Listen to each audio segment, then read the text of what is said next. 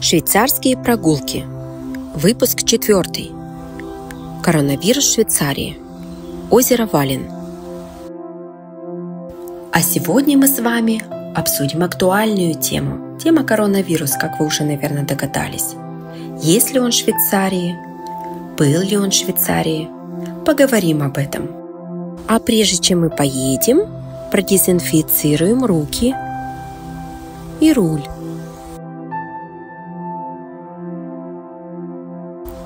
Приятного вам просмотра! Привет, друзья! Рада вас приветствовать в очередном выпуске. Мы с вами направляемся на озеро Вален, чтобы провести там очередную швейцарскую прогулку. В целях профилактики заражения во время пандемии коронавируса я стараюсь не находиться в крупных городах, минимально быть в контакте с большим количеством незнакомых мне людей, не пользоваться общественным транспортом и даже избегать походы в аптеки и магазины. По возможности стараюсь заказывать доставку продуктов и необходимых медикаментов на дом. В этом видео я не буду показывать вам, как выглядят супермаркеты в пандемию и весь другой ужас городского стресса. Эти ролики вы уже явно видели в других блогах. Я лучше покажу вам красивую природу и пообщаюсь с вами на эту тему в спокойной обстановке, где радуется глаз и где в воздухе не летает COVID-19. Приятного вам просмотра! И мы с вами приехали на следующую швейцарскую достопримечательность. Это озеро Вален. Оригинальное название озера на немецком языке Валензее. Это достаточно крупное озеро. Его площадь составляет 24 квадратных километра. Расположено оно на территории кантонов Сен-Галлен и Гларус. Озеро Вален находится в предгорьях Альп. Это озеро соединяется с Цюрихским посредством реки Линд. Будем здесь гулять, наслаждаться пейзажами и дальше говорить на тему коронавирус. Существует несколько теорий, откуда взялся этот вирус и как долго он будет еще распространяться, а также для чего человечеству вообще было дано это испытание. Этот вопрос пока еще остается спорным и не совсем ясным. Думаю, что к обсуждению его лучше вернуться через какое-то время. А в этом выпуске я расскажу вам, как протекает пандемия в Швейцарии и в ее окружении. Для подготовки этого выпуска информацию я брала только из официальных источников. Напоминаю, что головной офис Всемирной организации здравоохранения находится именно в Швейцарии, в городе Женева. Первый случай нового коронавируса в Швейцарии был зарегистрирован 25 февраля 2020 года. Далее события в Швейцарии развивались достаточно драматически. Так как границы страны не были перекрыты сразу, и COVID-19 завозился из соседних, уже сильно зараженных Северной Италии и Франции, распространение вируса в Швейцарии произошло достаточно быстро. Здесь стоит отметить, что немало граждан соседних стран Евросоюза имеют работу в Швейцарии. При этом они ежедневно утром, пересекая границу, из своих стран добираются до своего рабочего места в приграничные города Швейцарии и вечером уезжают обратно. Предположительно, причиной такого массового передвижения через границу людей и стало быстрое и интенсивное распространение нового коронавируса в Швейцарии. Пик распространения COVID-19 в стране пришелся на конец марта, начало апреля, когда заражалось до 1200 жителей в день. И это мы говорим про маленькую Швейцарию, всего с 8,5 миллионным населением. Цифры были настолько велики, что Швейцария на тот момент стала самой интенсивно зараженной страной в мире. Этот график показывает интенсивность заражения на миллион жителей различных стран. Конечно, сравнивая распространение вируса в странах, не стоит говорить об абсолютных цифрах, а нужно учитывать величины населения этих государств и называть при этом удельные данные. Конечно же, если, например, население Италии почти в 7 раз больше швейцарского, то и количество зараженных следует сравнивать в этой пропорции. На момент этого выпуска, на 13 мая, количество зараженных коронавирусом в Швейцарии составляет почти 30,5 тысяч людей, и количество официально погибших от него – 1870 человек. Что нам всем в Швейцарии было официально рекомендовано предпринять в качестве профилактики заражения новым коронавирусом? В первую очередь, строго соблюдать все правила гигиены и поведения, тщательно мыть руки мылом и пользоваться дезинфекторами с содержанием спирта минимум 80% или насыщенным раствором хлорки, а также соблюдать дистанцию между людьми минимум 2 метра. Маски для защиты дыхания и перчатки для рук были только рекомендованы. В Швейцарии, в отличие от соседних стран, не было введено никакого запрета на свободное передвижение жителей страны и выход их из дома. Был лишь запрет на сбор людей в группы более 5 человек. При несоблюдении этого распоряжения был предусмотрен штраф в размере 100 швейцарских франков на каждого участника такой группы.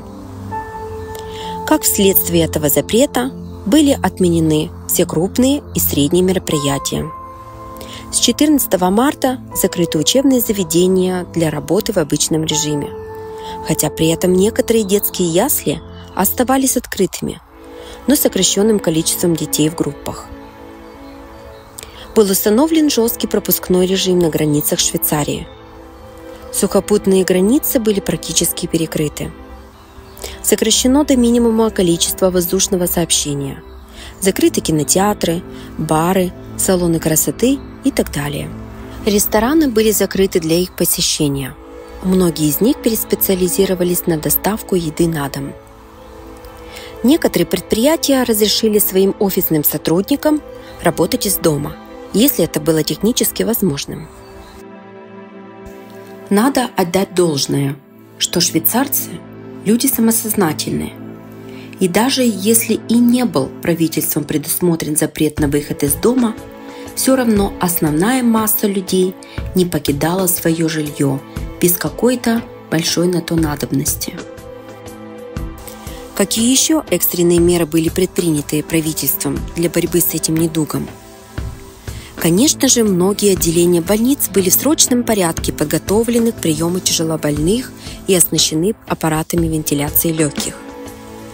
С апреля в некоторых кантонах при больницах были открыты экспресс-лаборатории драйв-тестов на коронавирус, где материал на анализ забирается у пациента, не выходя из автомобиля, как аналог Макдрайва в известном всем Макдональдсе.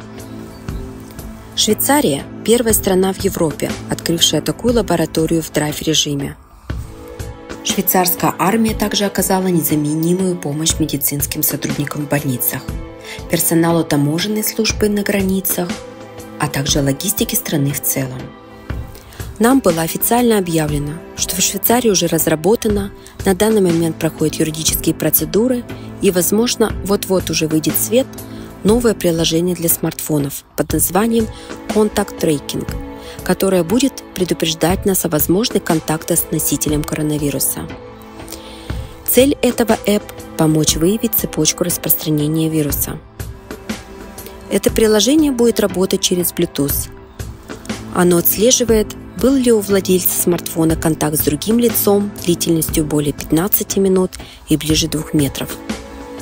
Если у человека впоследствии будет обнаружен новый вирус короны, он может на добровольной основе ввести код активации в приложении. Этим самым он предупредит других пользователей этого приложения, которые были поблизости в инкубационный период. Таким образом, другие узнают об опасности. Это приложение работает на бесплатной основе. Его пользователь может остаться анонимным лицом. Швейцария, как страна, известная своими передовыми исследованиями, занимается и этим вопросом по теме COVID-19. Будут отобраны 25 тысяч выздоровевших людей, кровь которых протестируется на предмет антител к вирусу. Планируется, что к октябрю 2020 года выводы исследования дадут важную информацию для вакцинации. А какие экономические меры были предприняты на государственном уровне? 40 миллиардов швейцарских франков было выделено на поддержку швейцарского бизнеса. Для сотрудников, частично или полностью освобожденных от исполнения трудовых обязанностей работодателем, страдающим от экономических последствий пандемии, предусмотрены на государственном уровне компенсации оплаты труда в размере 80%. Если эти сотрудники являются также владельцами этого предприятия, то эта компенсация будет фиксированной и составит 3320 швейцарских франков в месяц. Для индивидуальных предпринимателей, входящих в небольшой перечень профессий, которые попали под полный карантин и при этом не имели возможности перестроиться на удаленную работу или доставку на дом, сюда относятся, например, такие сферы деятельности, как салон красоты, было предусмотрено возмещение и дохода в размере 80%, но не более 5880 швейцарских франков в месяц.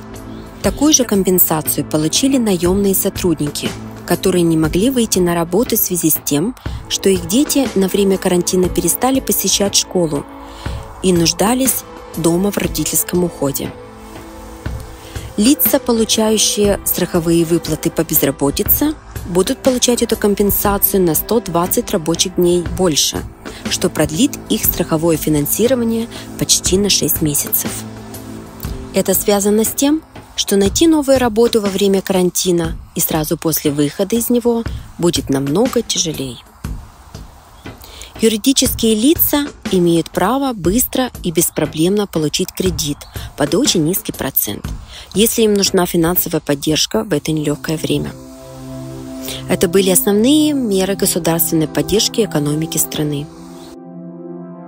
Как сегодня выглядит в Швейцарии ситуация с пандемией? Какие прогнозы на будущее? Хоть COVID-19 в Швейцарии еще совсем не побежден, и до сих пор не найдено медицинское средство борьбы с ним, но уже ясно, что пик распространения вируса в стране пройден, и правительством было предпринято решение о выходе из карантина. Поспешно это или нет? Но в первую очередь причина тому – сохранить и без того сильно пошатнувшуюся экономику страны. Выход из карантина при этом предусмотрен постепенно, в 3 этапа. С 27 апреля снова работают швейцарские салоны красоты. С 11 мая открыты общеобразовательные школы, рестораны, фитнес-центры, большие шопинг-центры, музеи и библиотеки в ограниченном режиме. Конечно же, при этом должны оставаться к соблюдению все меры гигиены и дистанция 2 метра. В качестве 3-го этапа с 8 июня планируется разрешить собираться людям в группы более 5 человек, а также открыть университеты, театры, кинотеатры и фуникулеры.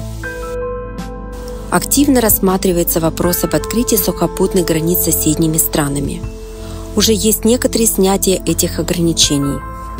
Например, на праздник День матери 10 мая было разрешено в соседних странах посещать родственников, а также уже не запрещено пересекать границу, если это требуется для работы. Сегодня нам было объявлено, что многие сухопутные границы откроются в середине июня. Начали обрабатываться ходатайства иностранных граждан на получение рабочей визы в Швейцарию и визы с целью воссоединения семьи на территории Швейцарии. Авиация в Швейцарии будет постепенно возвращаться к работе в прежнем русле. Итак, наикрупнейший авиаперевозчик компания Swiss планирует уже в июне восстановить от 15 до 20% своих рейсов. Организация крупных мероприятий в стране, где предусмотрен сбор более 1000 людей, пока останутся под запретом. Это продлится еще предположительно до конца августа. Все чаще слышно о второй волне вируса, которая ожидается в конце 2020 года. Возможно, что вирус при этом будет мутирован или видоизменен и еще опаснее окажется для человеческого организма. Но эта информация пока остается на уровне слухов. Она не имеет никакого официального источника. Поэтому подготовиться стоит, но особо при этом не паниковать. На данный момент из моего близкого круга никто не имел признаков заболевания новым коронавирусом. Но все чаще я слышу от дальних знакомых, что в их окружении есть заразившиеся и даже погибшие от этой болезни люди. Хочется надеяться, что найдется способ победить эту заразу, распространившуюся на весь мир, и невиданно заставляющую прямо или косвенно страдать все человечество. Желаю нам всем огромного терпения в карантине и крепкого здоровья. До новых встреч, друзья! Пишите ваши комментарии, ставьте лайки и подписывайтесь на мой YouTube-канал. Помните, от вашей инициативы будет зависеть, насколько часто мы с вами будем здесь встречаться и какую тему обсуждать. Для индивидуальных консультаций и сотрудничества пишите в Директ. Иные контакты, электронная почта, Viber, WhatsApp вы найдете на моем сайте, который указан под этим видео. Смотрите в следующем выпуске. Бизнес-иммиграция в Швейцарию. Открытие и ведение вашего бизнеса в Швейцарии. Возможность получения вида на жительство. Погуляем по городу Цюрих и пообщаемся на эту тему. Это и многое другое в следующем видео. Обязательно следите за новыми выпусками. Будет интересно!